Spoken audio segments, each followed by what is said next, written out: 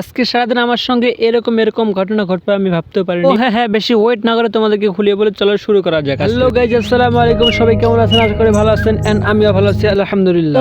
হ্যাঁ, আজকে আমি সকাল সকাল বেরিয়ে পড়লাম কিছু খোঁজার জন্য। আর হ্যাঁ, আমি খুঁজতে চলে গেলাম আমাদের জমিতে গিয়ে আমি এদিক সেদিক তাকাচ্ছি কিন্তু জিনিসটা খুঁজে পাচ্ছি না। তো হঠাৎ করে এমন একটা জিনিস দেখতে পেলাম, তো আপনারা দেখলে অবাক হয়ে যাবেন। পরে সর্বনাশ, আমি গিয়ে দেখি অন্য আমার চেয়ে একটি বিশাল বড় পোকা তো ধান খাচ্ছে। তো আমি দেখে অবাক হয়ে গেলাম। আমি আমার জীবনে এত বড় পোকা জীবনেও দেখিনি। হ্যাঁ, দেখলেই হবে না এবং ওষুধ দেওয়া লাগবে। আমি আর বেশি ওয়েট না করে দ্রুত চলে গেলাম বাড়িতে। কি একটি নিলাম মেশিন, হ্যাঁ সঙ্গে নিলাম পোকার খাদ্য, কারণ পোকাকে অনেক খিদা লেগেছে তাই খাওয়াতে হবে। আমি আর বেশি ওয়েট না করে দ্রুত একটি বালতির মধ্যে গুলিয়ে ফেললাম ওষুধ। আর হ্যাঁ, ওষুধ দিলে হবে না, সঙ্গে একটি মিষ্টি জিনিস দিতে হবে। তো আমি দিলাম একটু আচার, না মানে গুঁড়া ধরনের কিছু, মানে পোকাগুলো যেন দ্রুত বেড়ে যায় এবং দ্রুত হাঁটতে পারে, এই জন্য খাওয়া। আর বেশি ওয়েট না করে দ্রুত চলে আসলাম জমিতে। তো আমি এদিক ওদিক ঘুরে ঘুরে ওষুধ দিচ্ছে, অনেক মজা লাগতেছে। তো আমি কই হ্যাঁ, ভালো করে খাওয়া, হয়তো বা তোমার আজকে জীবনের শেষ খাওয়া। ওষুধ তো দিচ্ছি কিন্তু পোকাগুলোর জন্য একটু মায়া লাগতেছে, মানে পোকাগুলোর জন্য দ্রুত মরে যায়। ওষুধ দেওয়া শেষ, তো আমি এখন যাচ্ছি বাড়িতে। পোকাগুলোর জন্য অনেক মায়া লাগতেছে আর কি। এখন গোসল করে নামাজ পড়বো। সবাই লাইক দিয়ে চ্যানেলটি সাবস্ক্রাইব করে দেখা হবে অন্য ভিডিওতে। আসসালামু আলাইকুম।